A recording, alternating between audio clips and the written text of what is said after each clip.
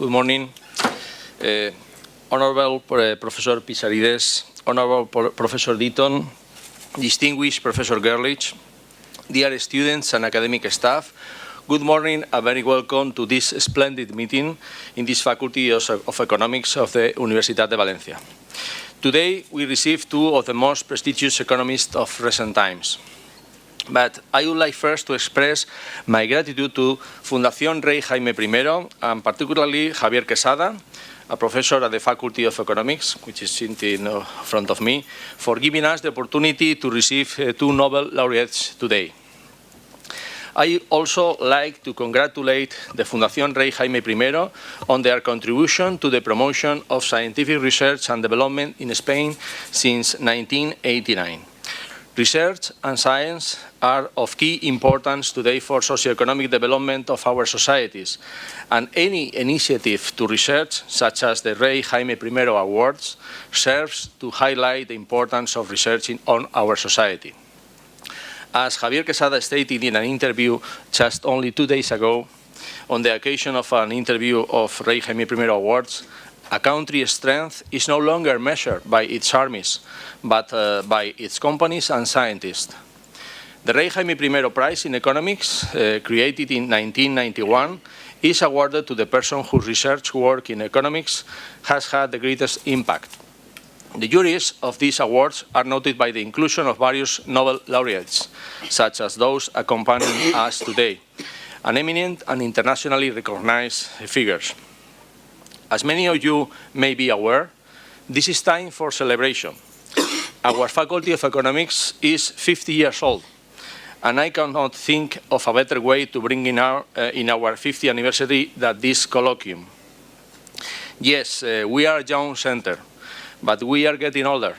The Faculty of Economics is 50 years old, and while this is little in comparison with the 500 years history of our university, it is a lot when considering that we are now the most prestigious center for the study of economics in the entire Valencian community, and one of the most important in Spain.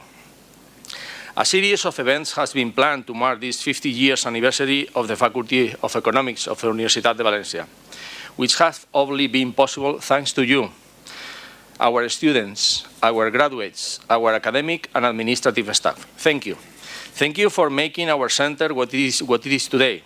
And without your effort and sacrifice, none of this would have been possible. For this reason, I would like to invite you all to take part in this great celebration, which you shall be informed of very shortly. It has not been easy, it is true, but now we can state without any bashfulness and to do so with the presence of Professor Deaton and Professor Pissarides, that this public faculty is the most preeminent economic and business center in our region. This faculty offers the widest range of economic and business degree courses in the Valencian community. It was the first faculty to offer the double degree in business administration and management and law, and the faculty that receives and sends more Erasmus students than anywhere else in Spain and possible in Europe. This year, we have around 1,000 interchange Erasmus students in our faculty. We are a large faculty, and I am proud to say, that is home to almost 8,000 students and around 350 professors. 50 years after the creation of the Faculty of Economics, we are proud to say that this faculty now has the experience, size, and prestige comparable with the best public universities in the world. We should not forget the fact that according to the Shanghai ranking, widely considered as the most prestigious list of universities for academic excellence, in the economic and business areas, the University of Valencia is ranked among the 3 best universities in Spain and among the 200 top universities in the world.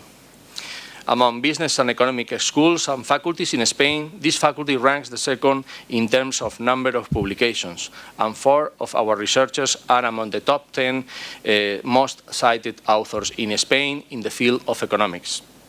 The faculty has significant research groups in the areas of international economics, economic integration, regional and urban economics, service sector, social and economic behavior, macroeconomics, banking and finance, public finance, applied mathematics for social science, among other areas.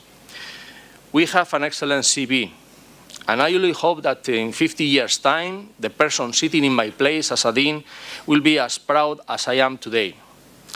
Finally, I would like to thank Professor Francisco Gerlich for chairing the colloquium. Professor Gerlich has the double condition of being an expert in inequality and poverty, as Professor Deaton, and besides, he has been a student of Professor Pissarides when he was studying at the London School of Economics.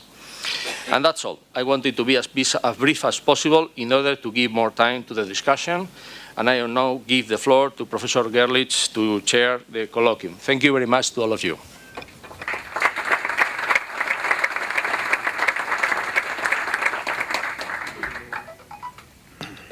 Well, many thanks, Dean, for your words.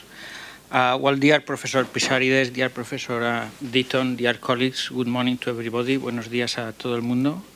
Well, it is an honor to share this table with such distinguished professor I couldn't imagine a few months ago.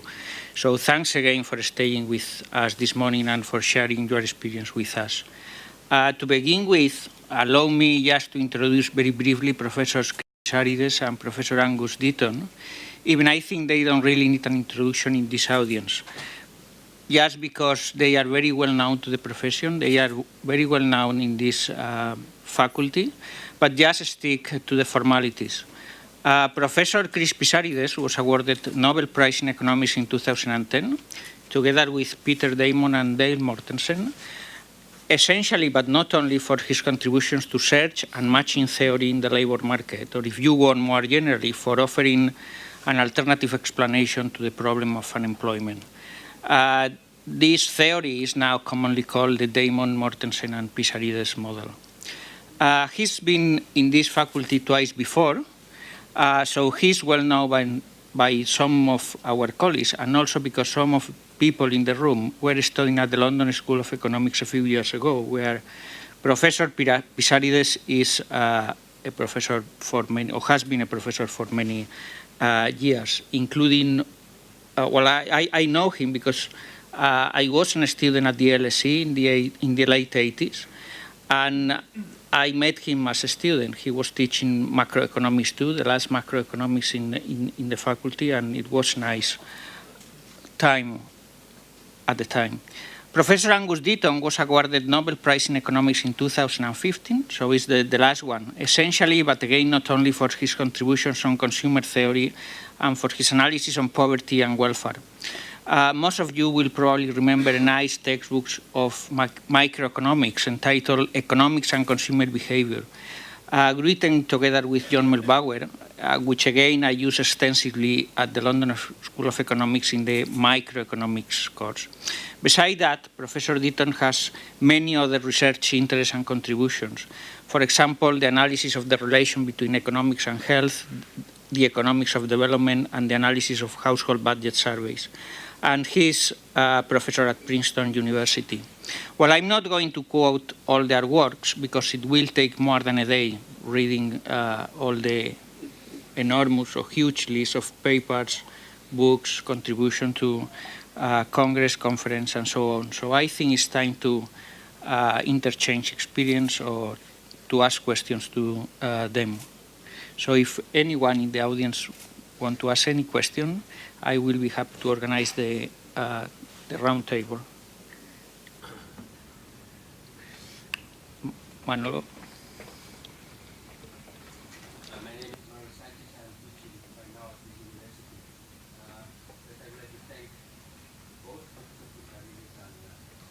Professor Deaton, for being with us for the very for this very moment, and I would like you to allow me to raise some questions to you both. They are very basic, but they worry me greatly.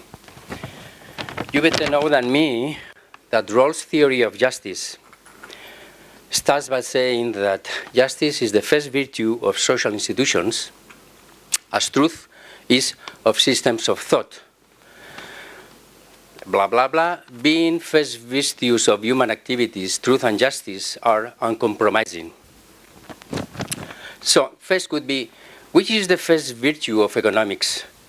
Is it justice, truth, efficiency, accuracy, precision? is economics, second, is economics as science, which deals with social institutions, and in that case, should we claim fairness as its first virtue, maybe sometimes at the cost of lesser efficiency? Third, is economics as science based on a system of thought and thus related to truth? And in that case, which kind of truth? Fourth, is economics just an instrumental value-free device to work out precise solutions to economic technical problems, disregarding politics and deliberative democracy? Fifth, as people inherit poverty as much as wealth, does it make any sense for us economists to discuss about justice in economics, or is it rather an oxymoron which we should try to avoid? For instance, can we talk about fair labor markets, which reconciles efficiency and security values while taking care of the unemployed, the inactive, and the future stakeholders by guaranteeing financial sustainability of pensions? Can we talk about fair growth outside the debate on welfare economics? How roles could theory of justice refer to financial markets, etc., etc., etc.? Thank you. Well, we have too many questions now, so.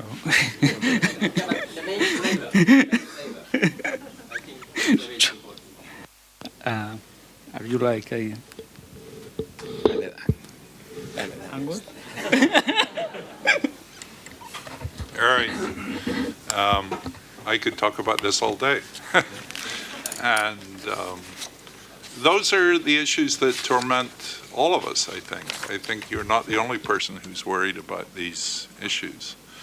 I think in spite of Rawls, there really is no accepted definition of justice in economics or indeed in philosophy, that different philosophers have very different ideas of justice. And I've wrestled over many years to find a concept of justice which would work in my work, and I don't think there is one there, because I think people do think different things about it. On the other hand, I've spent most of my life being concerned with measuring inequality, with measuring poverty, and thinking about what you do about it. And I'm very, very concerned with the inequality that seems to be spreading today. And so maybe I could start by saying a few words about that. You know, in the world as a whole, inequality is probably decreasing and has been for some time. And the reason that's happening, of course, is because India and China have been growing very rapidly. And so you've got 2.5 or more billion people, about 40% of mankind, that are sort of moving from the very bottom up towards the middle. And, you know, by any concept of justice, that's got to be a good thing. So I always like, before I start saying bad things about the world, to say some good things about the world. And that's really a really good thing. You know, it's been one of the major achievements of mankind over the last 20 or 40 years, that we've taken an enormous number of people out of abject poverty at the bottom and brought them up to somewhere close to the poor middle class, what the World Bank calls lower middle income or middle income thing. So that's an enormous achievement. And even if we worry about the rest of it, that we should keep that in mind, because the poverty these people lived in before was truly appalling destitution, and that has relieved quite a lot. However, there's an enormous amount of increases in inequality going on within countries. And I think that inequality, people take very different views about it. So I was at a conference the other day when a famous Republican senator said, inequality is justice, right? Whereas many of us would argue that inequality is unjust. And that Republican senator had a reasonable argument, which is that the people who've created things should have the first choice to keep them. And, you know, much of inequality in the world is the result of great progress. And if you make great progress, the people who get that inequality or the people who make that progress should get rewarded for it. And many of us don't have any objections to that. But on the other hand, there's a tremendous amount of inequality that's not coming out of good things. It's coming out of crony capitalism, or it's coming out of lobbying, or it's coming out of rent seeking. And many people are getting rich in a way that's hurting other people. And I think we can all agree that that's unjust. And it's not only unjust, I think it's very, very dangerous. So one of the things I've been working on recently, and I've been doing this with my colleague and wife, Ann Case, is we discovered that white, middle-aged Americans, especially working-class Americans, are dying in larger numbers, so that mortality rates, which have been falling for the best part of 100 years, have suddenly reversed and are starting rising.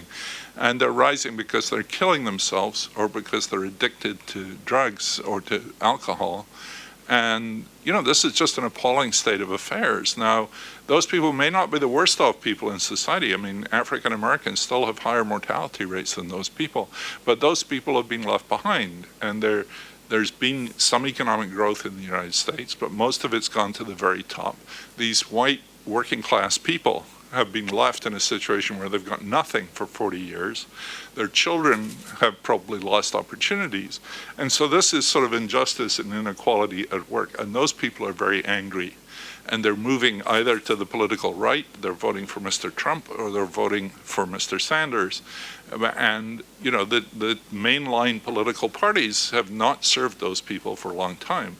Now, I think that's unjust to them in themselves because they were brought up to believe that this economy would serve them. But also, it's dangerous for everybody else because Mr. Trump is no solution for what ails them. And I think you're seeing this all over Europe, too, that either left-wing populist parties or right-wing populist parties are looking for scapegoats. They're going after immigrants. They're going after the European Commission bureaucrats. In Britain, they're worried about it. They're thinking of breaking with the European community. So, you know, these are solutions. So this is, I think, if you want to put it in terms of injustice, I would have no objection to that. But to me, it's a sort of anger that's driven by some people getting nothing, being left behind, when other people seem to be prospering by behaving badly. And when that happens, I think we're in terrible danger, and I think we're in danger of bringing the whole thing down. Yeah. What you probably didn't know was that Manolo used to be a European Commission bureaucrat before he escaped to come here. I mean, like Anko said, I think the questions are very difficult, but they are not ones that I haven't struggled with in my work. And my approach was always to find ways to work in a direction where the things I was interested in, like unemployment and inequality, were less, without trying to rationalize why I was doing it or how far should I go. Like when I started getting seriously interested in unemployment as a research project, unemployment was about 2% in Europe, and Britain in particular, where I was doing my research. It went up to 3.5%, 5%, and everyone was horrified. And then I thought, that's a very serious problem that we need to understand why it's there, and then deal with it. Now, if I mean, there were far right-wing economists at the time saying, "Oh, I don't understand what it is," or "Why are you worried about it? You know, as long as the economy is functioning well, maybe 5% unemployment is the right level, maybe 10% is the right level." But then, if you see how people vote in elections, how much attention politicians give to the problem of unemployment, then you know that that's not quite right. The reason that we care about unemployment is not that we lose some output by the unemployed. In fact, my research, what I ended up in the end, was that the unemployed, they're not active. It's like they're investing in their time, in their human capital, by trying to find a good match. So it's not even waste of output if we know how to measure the entire output in the economy. But then we know that sometimes labor markets fail, and the unemployed spend too long in unemployment, far longer than they need to get the information to decide what kind of job would be best for them given their skills. And that's a problem. Now, whether that's a Rawlsian justice or some other form of justice or stuff, I never really took any interest in that. In fact, I have to admit I never read Rawls or anyone else in the theory of justice or anything. What I was concerned about is that here is a serious problem. Why does it happen? How do we deal with it? How do we reduce it? And in fact, in that, I was influenced very much by the Center for Labor Economics at the LSE approach in the 1980s, when we were all working in parallel views of unemployment with Richard Lea, Steve Nichol, Olivier Blanchard, Summers, who used to spend a lot of time there. And always our approach was, how do we improve the operation of labor markets so that they give you less duration unemployment in particular, but also less unemployment as a whole, without really getting too deep into the philosophical issues of what kind of justice or welfare do we have in mind, which is not something that interested us. And in that, actually, you said, it's economic science, we do it? Again, it's something that I've never really been very interested in a sense. You sort of, you get on with the job rather than saying, are we like physicists or like sociologists or historians? More like, everything you do has to be supported by data. You have to be doing things that are relevant to the economy. And that's what I would call useful research. And never sort of let one run ahead of the other, theory ahead of estimation or estimation ahead of theory, sort of do them in parallel, which is what I've always been doing. And in that sense, it's a science. Back once I watched a very, very good program on the BBC about theoretical physics, and I don't think they were more scientific than economists, because some theoretical physicists were claiming that a good new theory in physics has to be elegant. If it's not elegant, it's not good. Well, there was no relevance to explaining anything. It's just the elegance with which you state it.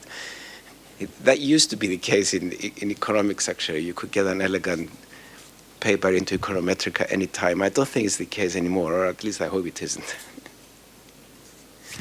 Sorry. Well, any question? Sorry, any question from the audience? Or?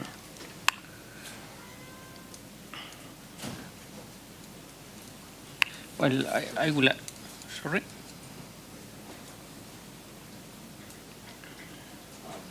This question. My name is Gary Bliss. My name is Gary Bliss, and I'm a faculty at Florida State University in Tallahassee, Florida, and I'm here in the international programs at the Valencia campus. And I thank you very much for allowing me to come to this this meeting. This question is Professor Deaton, and I'm trying to find the paper that you wrote in 2010 that you had three mechanisms for economic development. The mechanisms you list are connections between savings and growth, the determinants of commodity prices, and some unexpected puzzles that arise considering, and I don't have the last page here for that, but where did entrepreneurism fit into the economic development? Because I didn't see that in the paper. Did entrepreneurism fit into the economic development scheme? Yeah, they certainly do. I think of them as a central part of economic development. So the paper it's called On the Mechanisms of Economic Development, and maybe that was a poor choice of title. But what I was thinking about was more a question of how you inquire into understanding things. And those three were just examples of how you could find things out. So they were certainly not supposed to be an exclusive list of the factors pushing economic development, of which entrepreneurship is an enormously important one. And in fact, so let me just comment on both sides of that a little bit, which is, in terms of economic development, if you think about the very long run, and the place I've talked about that more is in my book, The Great Escape, more than in this paper. I mean, I think, you know, the world has become an enormously better place over the last 250 years. And that 250 years was preceded by the scientific revolution, and especially by the Enlightenment.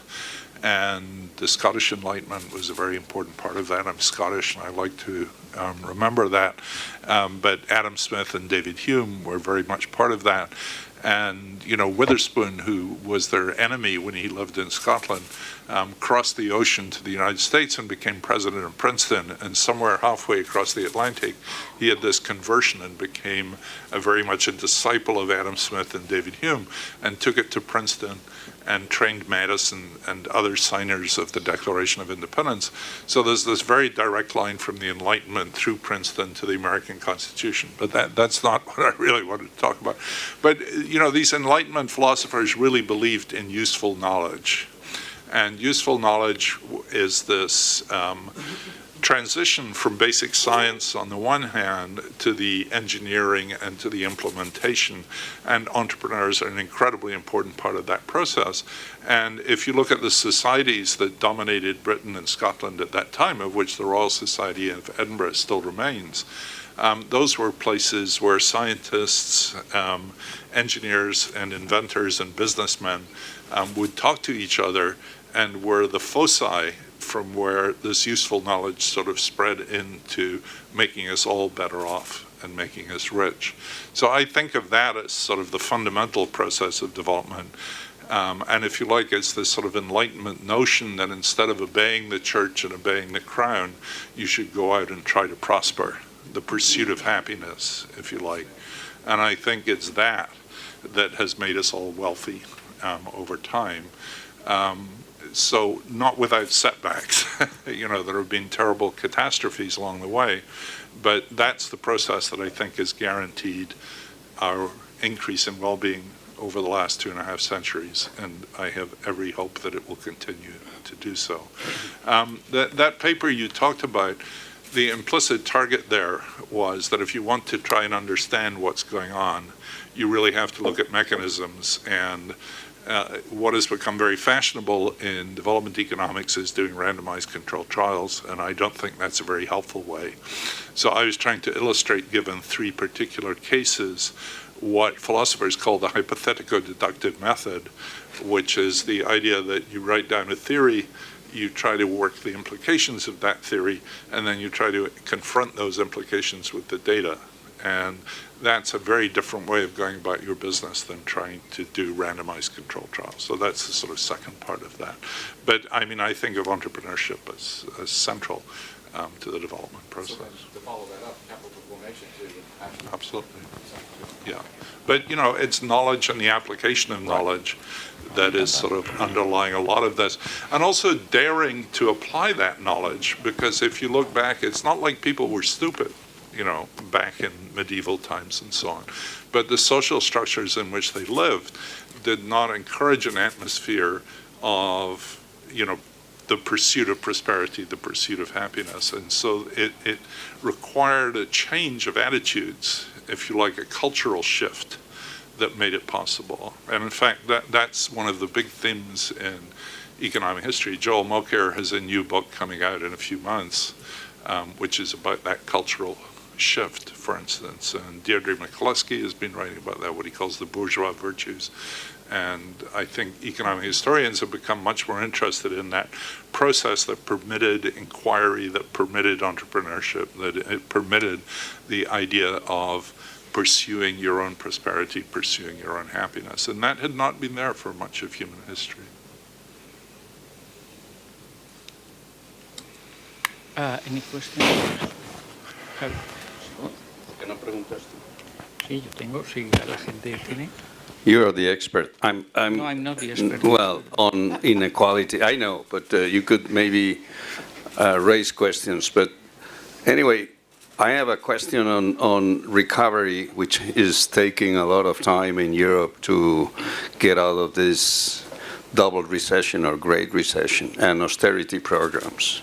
I was going to ask you your view on austerity programs? Is this something available for a country, for a big region, for a big country, your US experience or the experience of Europe? Would you favor more active fiscal policy to maybe also fight inequality, or that's the question?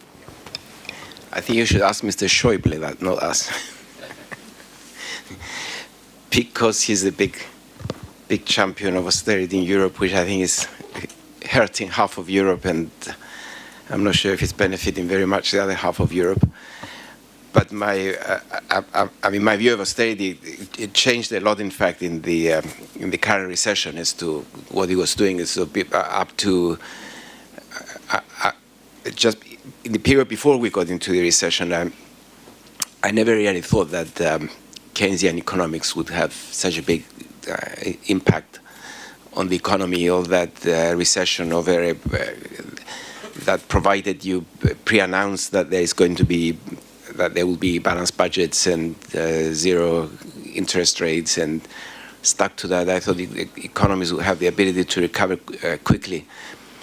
But in fact, what we've been experiencing is that they don't have that, and we should rewrite our textbooks to going back more in tune to what they were saying in the 1960s than now. In fact, even at the time of Friedman. So Milton Friedman actually would probably not be surprised by, if he were alive today and watched it, he probably wouldn't be very surprised by what he would be seeing. If you saw what he was saying in his presidential address in 1968, for example, and that, so it's not that I'm pushing some very socialist line. I think it's more like how the economy works, and I think a good economist or a good economic policymaker should be flexible and should adapt to the new conditions. But unfortunately, it's not what we're doing in the Eurozone. I think we're still following completely wrong fiscal policies. The lead that Germany is giving is not the right lead for southern countries. I mean, as you know, I'm of Greek origin. I think it's destroyed Greece as a country, not even as an economy. And in a sense, you are stuck. You don't know what to do, because coming out of the euro would be even worse. And then the escape people find is to vote for governments which are obviously not good for the country. But that's the only kind of form of protest they have. But looking at it as an economist and thinking, why is that the case? I think it's more a matter of timing than surprise of what you're seeing. Like in a sense, we should have known, and most of us knew that institutions in Southern Europe in particular, Spain and Greece are the champions of that, of course, when you look at the labor market. They needed reform. And the question is that, do you reform before you get into crisis? And then the incentive is less. And all credit to Germany, and especially Gerhard Schröder, not the present lot, but the ones before, for anticipating the problems Germany was getting into in the early 2000s and embarking on a reform program when the rest of Europe was growing. And when they could break the Maastricht criteria without anyone telling them, why are you doing it? And in fact, in a recent Davos World Economic Forum roundtable, the deputy chancellor, who is the leader of the SPT, with Gabriel, Sigmund Gabriel, something similar. He actually admitted that they deliberately broke the Maastricht rules on fiscal deficits because they felt that the reforms that Chancellor Schröder was pushing through would have an impact on the economy faster if they were accompanied by 4 or 5% budget deficits.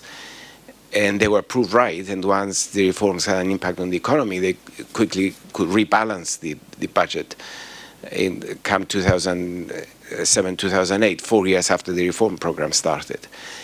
Now, this is what they are denying countries like Spain and Greece currently, because they're saying there is no room for a deficit now, and because the rest of the world and Europe are not growing at the same time, we don't have an outlet through exports. So you're basically stuck. Now, the approach that was followed in Greece in particular was what they call internal depreciation, by which you mean if you reduce all your costs internally, then you're going to make yourself competitive, and therefore you'll be able to export and all that. Now, in Greece, internal devaluation had an unprecedented 20 to 25%. In Spain, it was much less. It was about 5%. So it's equivalent to, if you had your own currency, it's equivalent to depreciation of the currency by about 25% in Greece. The difference is that when you do internal depreciation, you're also hitting domestic aggregate demand. And in fact, the impact of domestic aggregate demand on the economy was much stronger than the impact of lower costs. The demand effect was much stronger than the supply effect. And I think that's what will surprise most economists, and those are the sections of textbooks that have to be rewritten. Because in the 1990s, when I remember when we were talking at the London School of Economics and debating whether Britain should join the euro, the consensus was that it won't really make much difference, because if you need to depreciate your currency and you don't have it, you can always resort to internal depreciation and will have the same impact on the economy. In fact, if you write down simple models that you find in Samuelson's textbook or something, that's what they're going to tell you. But in fact, it's not what happened in Greece. And the outcome was severe unemployment, and it's still a country that it's bound to head for its next Eurozone crisis. I mean, I don't think it's over in Greece. It might be in Spain, maybe, if you're lucky, if you manage to get a government that functions. So what is the solution to boost the economy?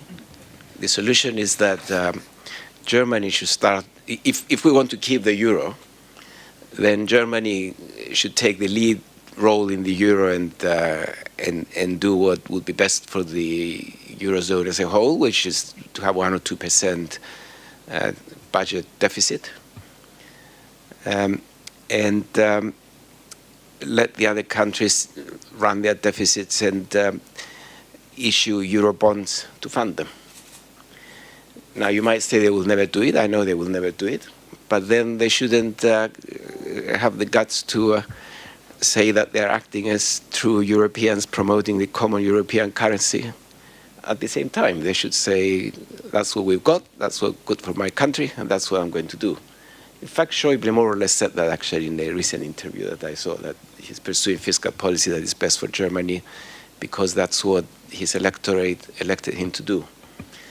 And he's right. So the fundamental error in Europe is that we move too far ahead in economic and monetary union, but not in political union. And what we are seeing is that it's not possible to have an effective monetary and economic union without political union. And since we are not prepared to have a political union because we have our own views, we shouldn't be having the same monetary union. So break the euro up in an orderly manner. Just a few words. I mean, it's not as if we're doing great in the U.S. Either. I mean, we're doing somewhat better. But it's interesting for those of us. I'm not a macroeconomist, and Chris, I loved what he just said and learned a lot from it. But just observing what's happened in the U.S., that, you know, I think most of us thought that a recession would be relatively easy to fight off if it ever happened. And when the recession came after 2008, I think we thought, okay, this has been bad, but we know how to get out of here because we can do stimulus spending and so on. And the Obama White House and even George W. Bush's White House before them started off in that way. And we got a substantial stimulus, which I think almost everybody in economics thinks helped. And that one of the reasons we're somewhat better off than what's happening in Europe is because that happened. But what was stunning beyond that was the inability to push that any further.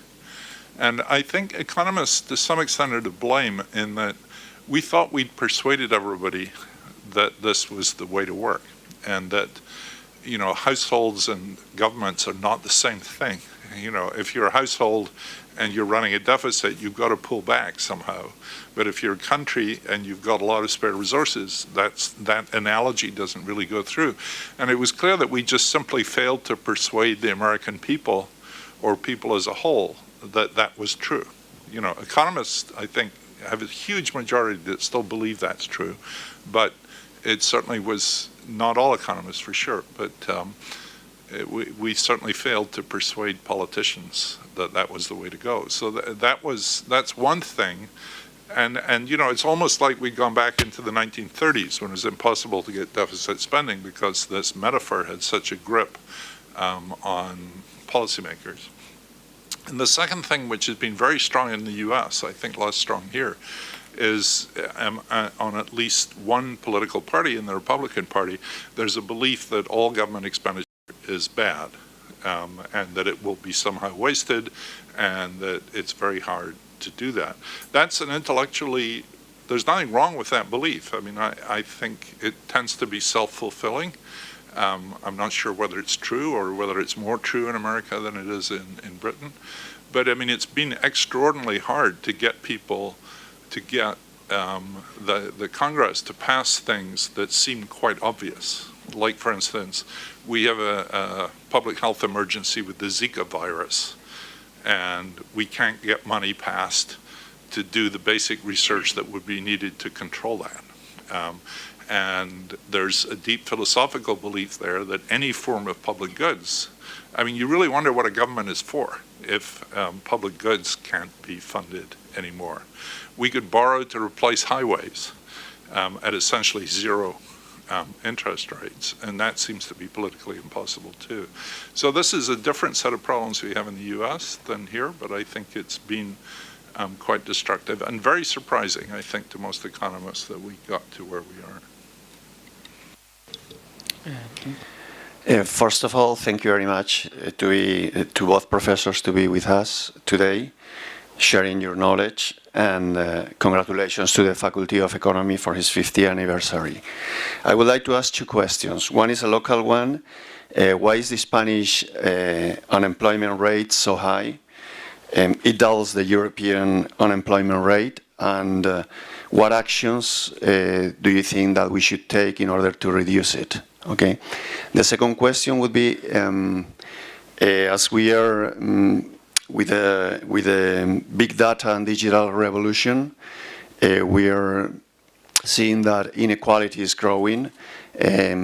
Many jobs, we've seen many traditional jobs that we are missing. And how do you see, what's your vision about the labor market in the next 20 years? How do you see, in order to, how many hours are we going to work? What kind of qualifications? Is the unemployment rate going to be at the same levels as it is today? Thank you. Well, unemployment is for Well, my first reaction is that I'm glad I won't be in the labor market 20 years from now. but I mean, whether things will be good or bad depend very much on what policies we follow. So it wasn't entirely serious when I said I wish I could be in the labor market 20 years from now, actually, and then I would be.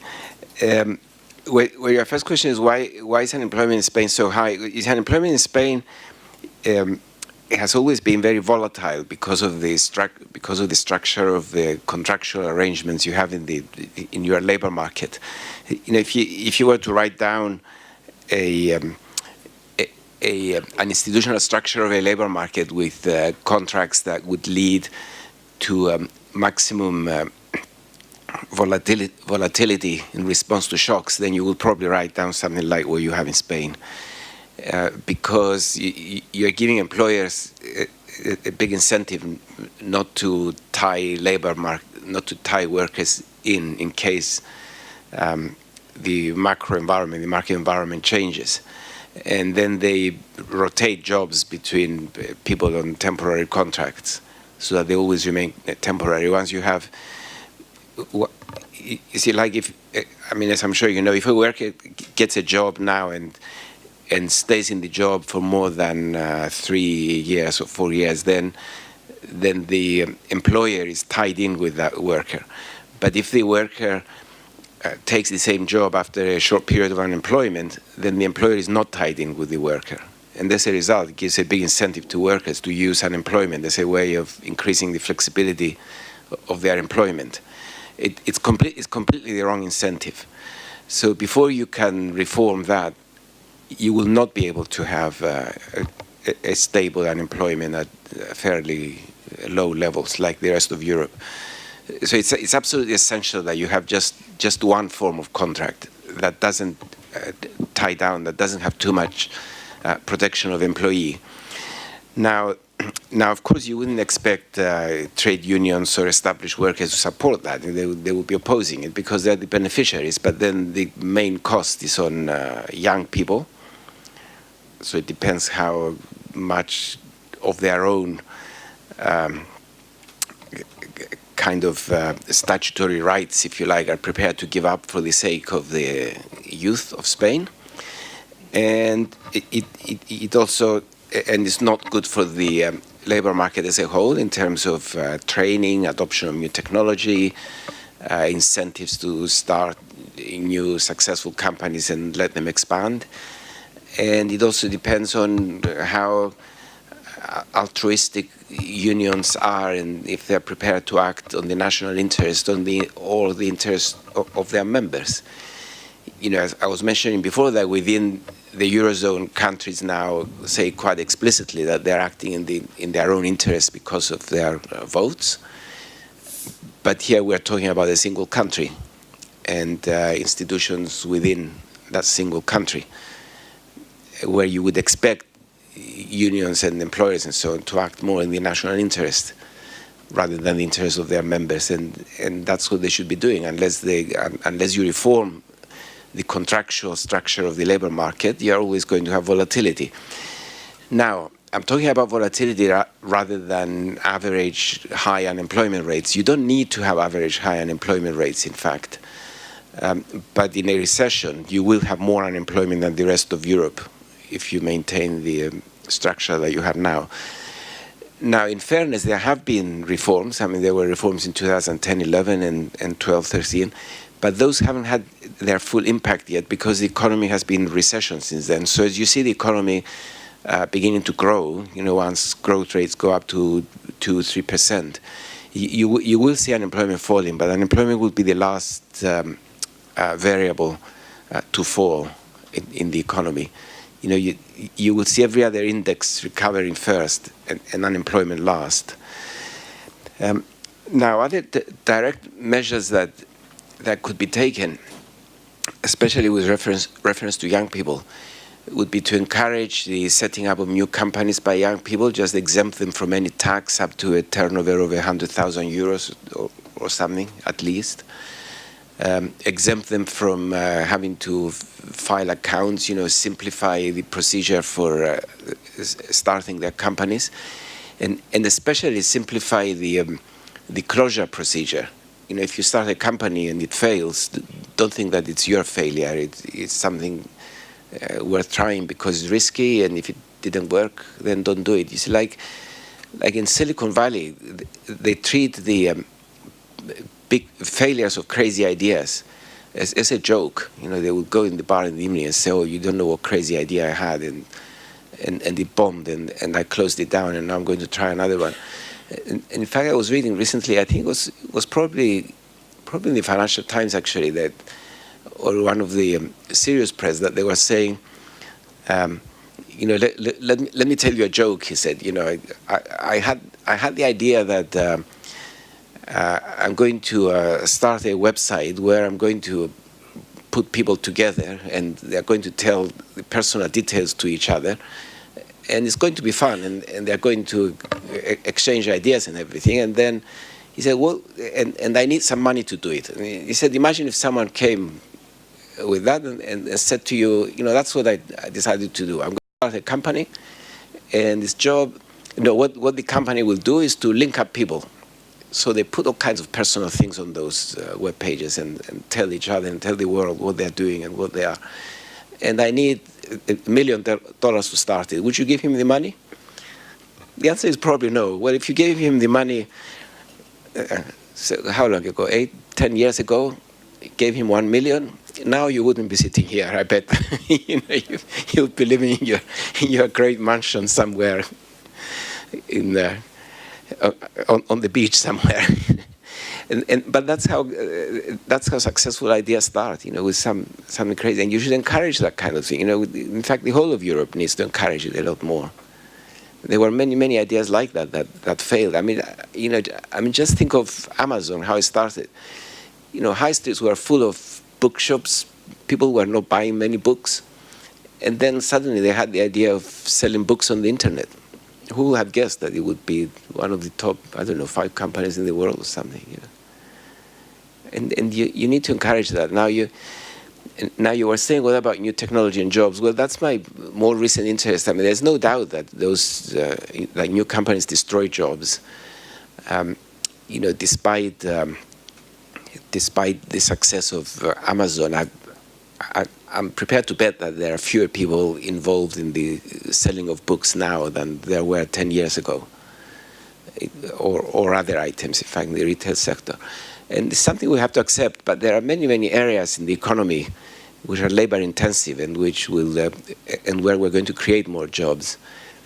You see, even if you take something like Apple, that employs, I think the number is something like 45,000 people, or maybe it should be more actually in the United States. But anyway, I'll give you percentages. The really technical people are less than 10% of Apple employees.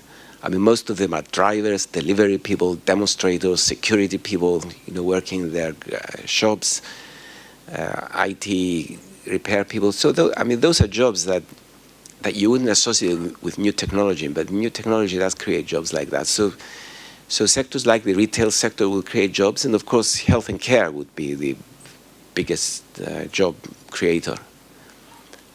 So there will be more jobs, there will be more inequality, and governments need to step in and redistribute. I'm a great fan of redistribution, especially through services or negative income taxes. We should have a good subsidized health service, not like the British one. I don't know what the answer is actually to a good subsidized health service. Maybe Angus knows, I don't know. I don't know either. Yeah. But we need one. But you agree that we need one. Well, I mean, the redistribution is a really complicated issue, and it's clear that Europeans are much more willing to redistribute than Americans are, and they may have good reasons for that. There's clearly a difference in taste. I mean, Americans are much more prepared to put up with much wider inequality than Europeans are. And so there is a sort of natural predisposition to redistribute in Europe that's really not so strong in the United States. And having moved from Europe to the United States over the last 30 years, I certainly changed my views about that. Not that I'm against redistribution, but I'm much more skeptical that you can do much redistribution in the United States, given what people want and given the way these institutions work. A lot of redistribution in the US has not been particularly successful. So I'm not sure how you deal with that. One of the things I think that has taken economists by surprise is that with the advent, particularly of China and globalization and automation and robots and all the rest of it over the past 20, 15 years, the adaptability of the labor market has been much slower than I think most of us would have thought. So there's been much more distress associated with globalization and with technical change No, I mean, it's not that anyone ever thought there was none. It's just that I think we thought in the long run, that's the only way we're going to get benefits is through technical change, through globalization. These are very important. If we try to shut them down, we're all just going to impoverish each other over the long run. And okay, some people are going to get hurt, but it's going to be relatively short term. And it seems to be much longer term than that. And I don't know whether we're just worried about what's happening now and saying, okay, this is going to go on forever, and there's going to be mass unemployment, and the robots are going to take over. And I'm not as sanguine as Chris about all these jobs in healthcare. And I'm not clear to me that we want to spend 50% of GDP on healthcare. So there's two futures there, and one of them is that there are these jobs, and that these jobs will be created, and that's the good one, and the other one is no.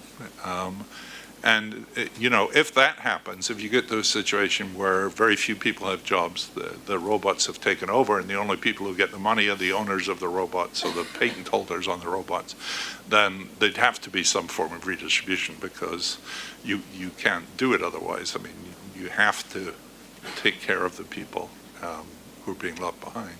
And the fact that that's not happening in the US today, which is something I started out with, I think is very disturbing, and something we really ought to be concerned about. We're going to have to fix that somehow. Otherwise, there really is a chance of the whole thing coming down with very negative consequences, you know, including having Mr. Trump as president, for example. Well, just a small question on the labor market or on the Spanish reforms of the labor market. We know that we need a single contract. Politicians are probably reluctant, or they find difficult to implement it, but do we really need a much more flexible labor market? What kind of contract, if it has to be a single one? Now, I mean, you say you know you need it, but of course you're not there yet, and that's obviously the big step, is to reach a situation where the contract that is offered, at least to new people being taken on, is not one that is fixed term. It's an open-ended contract that has some security in the sense of severance pay if the worker is dismissed, and how much notice that builds up with tenure. There isn't a sudden step like you have now from a fixed-term contract to a regular one. Now, how much flexibility do you need? In the abstract, the best form of arranging a labor market, I think, is what they call flexicurity in Denmark, Netherlands, and so on, where there is as much flexibility as you can afford, and I'm going to come back to that in the labor market with respect to employers. So employers are not restricted very much in their operations, but then the government takes on the role of securing the incomes of workers in the event of job loss and in the event of needing restructuring. Now, why am I saying that? You know, for that you need to ask why are workers so keen on employment protection? You know, why is it that they are not giving up the right, if you like, or the privilege once they have it? The reason basically is that they're worried about their income. It's not that they care about the particular job they have in a large labor market. You could change the job, but if you're guaranteed that you're going to have the same income and then jump from one employer to another, I don't think you will care very much. And therefore, if you have the government ensuring the income in some way or another, then you don't worry too much about employment protection. Now, does that mean that you should have no protection whatsoever? You know, like one morning you go in and your employer shouts, "You're fired." Then obviously not. So you need some kind of discipline, if you like, on what the employer does and on what you do. And that should be building up with tenure. You know, maybe there's nothing in the first year, then you get 1 week's notice in the second year, and that kind of thing. But that should always be accompanied by a government guarantee and government policy on income. Now, the other issue is the whole round of education and training and all that. And that I do believe that more should be shifted to firms, because then they're going to have an incentive to keep you. Like there is a tendency now in many countries of the world to claim that that schools and universities should be training people so that they can go and get the jobs that the local market is offering currently. I'm against that move. You know, I was recently in a forum in Moscow, for example, where there's a proposal, and the reason for the forum was that there's a proposal on the table to change the university curriculum so that they train people according to the needs of the local employers who go into the university and tell them what kind of training they need, and then the university adapts the syllabus on that basis. Now, I spoke against that in as strong terms as possible. You know, a university should be training people for the next 40 years, not to go and get a job now in the local company. And then the local company should adapt to whatever they need.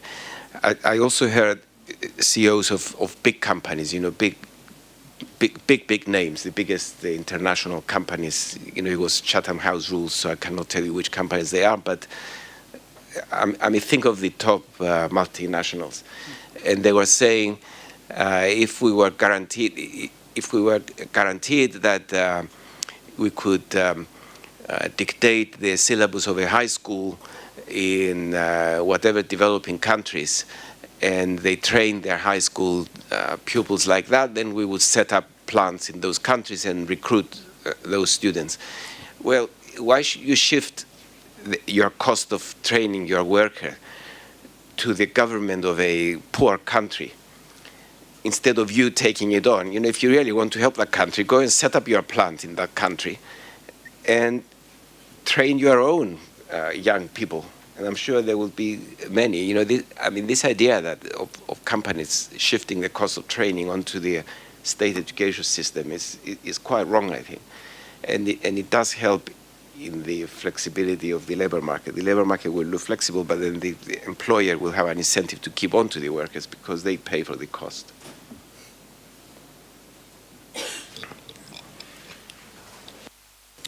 Can I ask a question? Me? Yeah. No, I was going to ask a question of you. I'm very interested to know, I had a quick look before I came here as to what's happening to inequality in Spain, but I know very little about it. And maybe we could talk about what's been happening in Spain and inequality relative to what's been happening elsewhere in the world. And you know more about Spain than we do, so maybe you could start us off. Well, it has grown quite a lot from the beginning of the crisis. And the origin is mainly the deterioration of the labor market, the huge unemployment, and the fall in labor income in many households. This is the situation. Spain was away from the general tendency of increasing inequality in the world in the last 2 or 3 decades. But suddenly everything changed in 2007, 2008. So the main thing that's happening is not enormous growth at the top, but bad things happening at the bottom? Yeah, mostly that. Mostly it's people, the middle income classes and the lower income classes that are doing pretty badly. So just to put that in context, I mean, one of the reasons I worry about inequality is because of the political ramifications of having very, very rich people at the top who then undermine democracy in various ways. I mean, I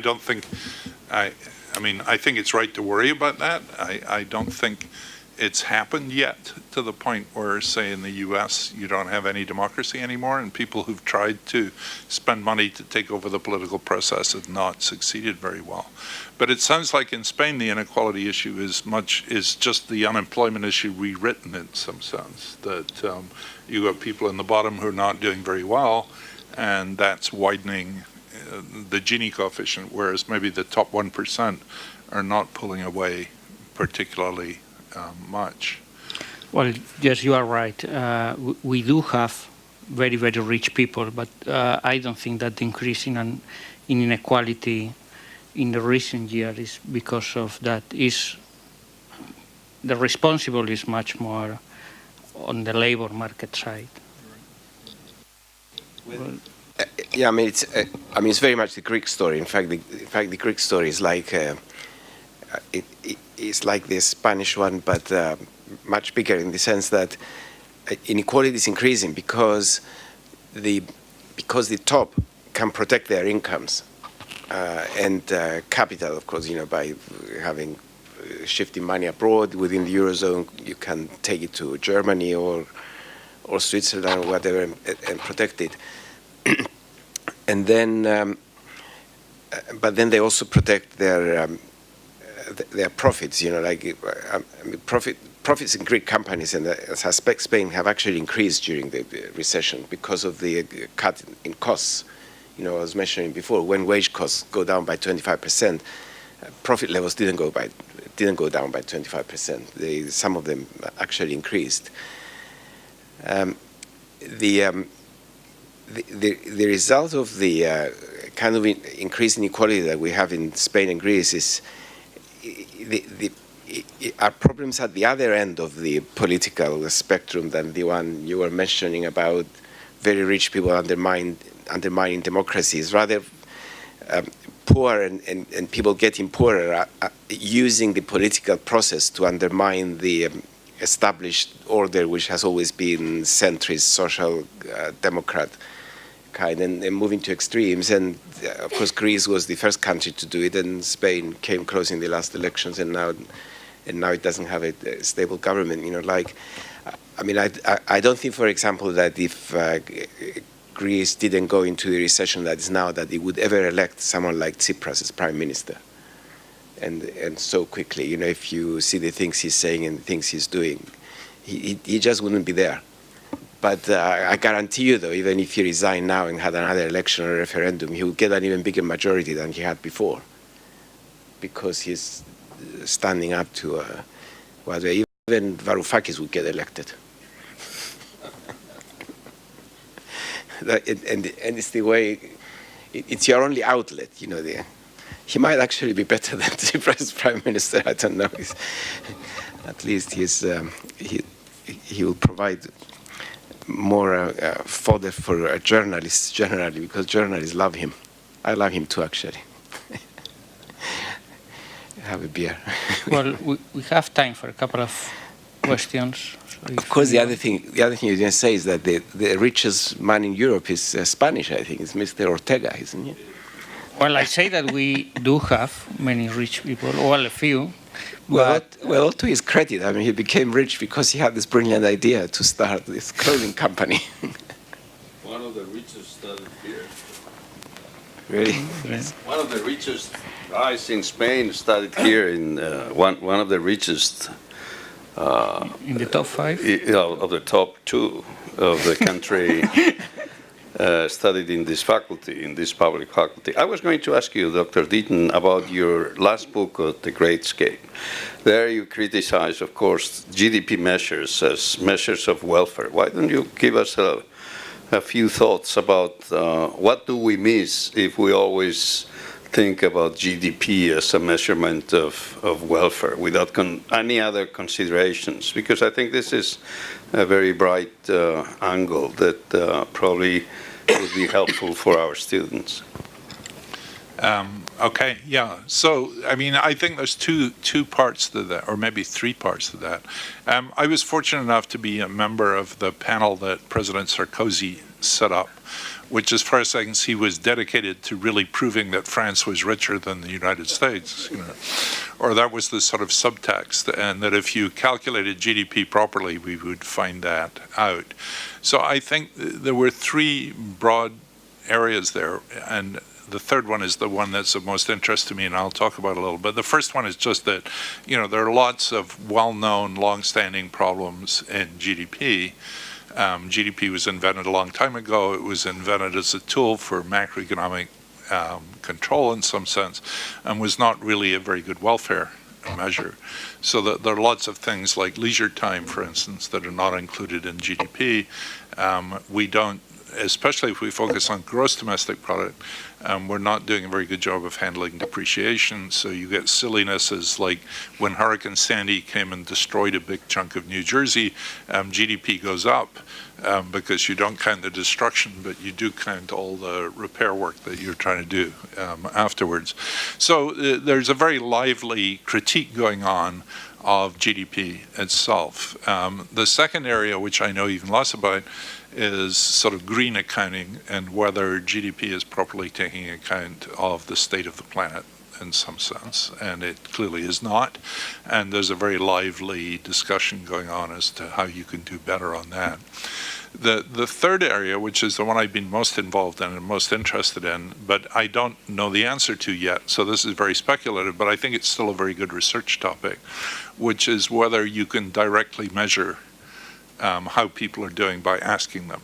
So this is often referred to as happiness economics, though the term happiness is so ambiguous that it's not terrifically helpful. But the typical questions, there are two sorts of questions you can ask within that. One is you can ask people how their lives are going. And one question I like a lot is called the Cantrell ladder question, which says, imagine a ladder marked with rungs from 0 to 10, and 0 is the worst possible life you can imagine for yourself, and 10 is the best possible life you can imagine for yourself. Where would you put yourself on that ladder? So you can respond from 0 to 10. And those numbers behave very much in the way that you might hope they do. So for instance, Denmark is usually around 8, the United States is 7.4.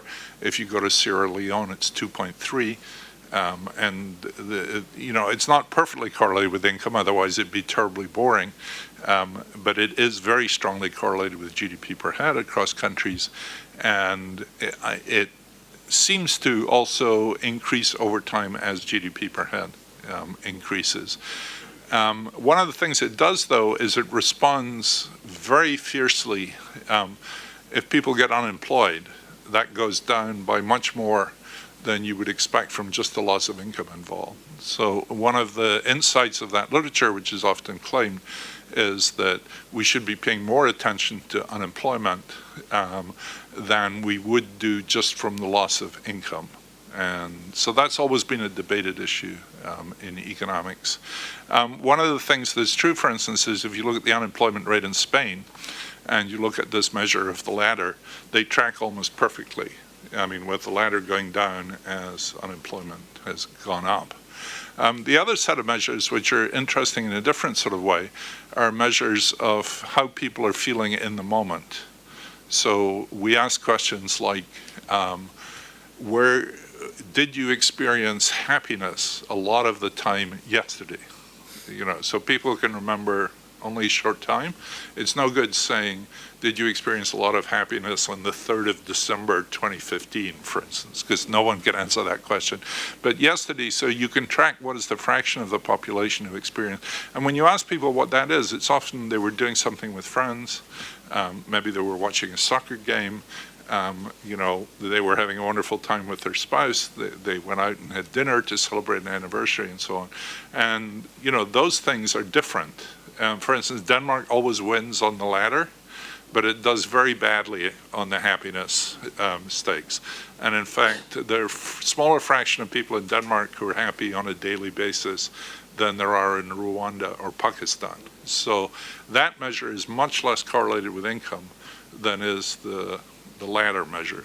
So a number of, you can ask people if they experience a lot of sadness or worry or stress, and those things are quite interesting, and you can use them to track austerity across Europe. And they pick up a different dimension of what's going on. They're very strongly sensitive to if people are sick, for instance, as you might expect. But that also gives us a way of calibrating some of that. So, there are problems, of course. And, economists 40, 50 years ago decided they were not going to use cardinal measures of utility in any shape or form. And most of us were brought up very strongly in that tradition. And I don't think we're really ready to say we should abandon GDP and ask people how their lives are going. But I think there's much more interest in those measures, and that politicians and policymakers should have access to those numbers. And they're very cheap to ask. Measuring GDP is really hard. Asking people how their lives are going, they just answer like that, and you can add it up, and it's pretty good. So I think that's an area where there's a lot of interest. I think it's a good research topic for graduate students and other people to think about. It's cheap to run surveys that collect that information, and there's a fair amount of it around in a lot of the standard European surveys, as there is. Can I add something? Actually, I mean, I agree entirely with what Angus was saying, but one area, though, that I think we could do a lot better is to report more of formally unpaid work at home, what's known as home production. And in fact, now we have time use surveys that are out every year, and we have fairly accurate statistics on how much people work at home. It's you might ask, I mean, it's good to know what people do, especially, I mean, most of the homework is done by women, of course, and especially women with children. It's good to know so that we know how to structure policy with the view it's not only the work we see in the labor market that should be taken into account. You might ask, though, why is it so important to know, or why is it so different from other work? And in fact, when it comes down to it, is the fact that work in the market is taxed, whereas work in the home isn't taxed. And what the European Commission is trying to do, in fact, now is to bring more of that work out into the market so that they could be taxed and pay for the pensions of older people, because our pension funds are running out of money. And of course, the countries that succeeded in reducing home production to very low levels and bringing it out to the market are the Scandinavian countries, that especially Sweden. Sweden more than Denmark, actually. Like most childcare in Sweden takes place in the market and it gets taxed as an economic activity. Most childcare in southern countries, Italy we know more about because they have good time use surveys, but also Spain, takes place in the home and is not taxed. And of course it creates a distortion for the economist. But I'm sure there would be strong objections if we had time use surveys and homes where the mother stays home to look after the child get a tax bill at the end of the year for all the work you've done looking after your child, have to pay 5,000 euros in tax. But that's essentially what we're trying to do in Europe, to bring more of that out into the market. And of course, you have a very distinguished Spanish socio-economist contributing to that, Mrs. Duran. I guess that the same happened with the so-called collaborative economy, no? I guess that the same happens with the so-called the collaborative economy. People doing things for each other without passing through the market. You can also combine what Chris just said with the well-being and happiness things, because we have one survey in the US that actually combines time use with asking people how they felt when they were doing these various activities. So you can get some sense of how onerous and how pleasurable these various tasks are. In fact, people are often extremely unhappy when they're looking after children, for instance, unless they're grandparents. Grandparents are very happy when they're looking after their grandchildren, but if they're their children, they're not so much fun to look after. Of course, I think the other activity that people are extremely unhappy about is when they have to deal with lawyers, isn't it? About anything. So you should tax the legal profession more for imposing all this unhappiness on people, especially family lawyers. I think family lawyers and family judges, I think, they should be taxed twice as much as every other profession. I think. Exactly. Well, I think it's time to finish, but before yes, we leave, I have a very small question to both of Professor Pissarides and Professor Deaton, and it has nothing to do with economics. You want a selfie? No. Well, has the Nobel Prize changed your life? I think I don't remember anymore. Well, Chris has had much longer to figure that out, and I was going to ask him. I think what everyone will tell you is that in the first year, your life is completely turned upside down, and that you're asked to do all sorts of things, many of which are very pleasant, like being here, for example. But it's hard to choose, and one of the things you do at the beginning is you probably choose far too many things, and then it's very hard. And also for those of us, and I imagine it's probably pretty much everybody in this room, who has trouble dealing with your email, if you feel you spend too much time trouble dealing with your email, imagine what would happen, first of all, on the first day, if everybody you've ever met in your life sends you an email at exactly the same time. And that takes you about 3 months to deal with, right? And then the second thing is I'm only, 6-9 months out. My email is probably about 3 times as high as it was when I started. And dealing with that is really quite a challenge.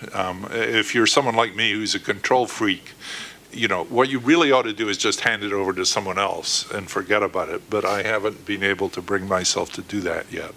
So I'm curious to know how Chris is still alive after 5 years of doing it. No, I'm afraid even after 5 years, I still don't know how to manage my emails because I'm as much a control freak as you are. I have to read everything, and when I see them suddenly disappear because of the length of time they've been there, I panic and I say, "Oh my God, have I missed something important?" And unfortunately, you do become a lot busier. But of course, the main thing you notice, though, the main difference you notice, though, is that people are much more likely to listen to you after than before. And since we all have the tendency to want to tell people what to do, like Richard Layer told me that when I first started working as an economist at the LSE, and I was working more in theory and not caring meeting anyone outside.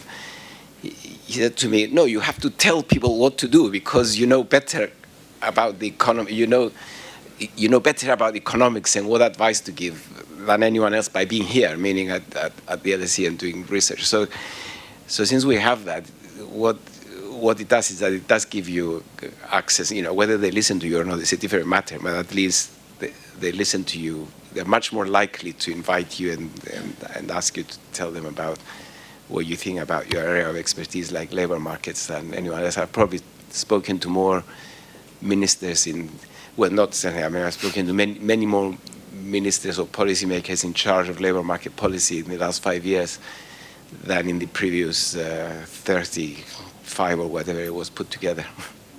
Many more, in fact, no comparison. Bueno, pues con esto cerramos la sesión. Muchas gracias a todos por la asistencia. Goodbye, and thanks very much to Professor Pissarides and Professor Angus Deaton for being here with us. Thank you.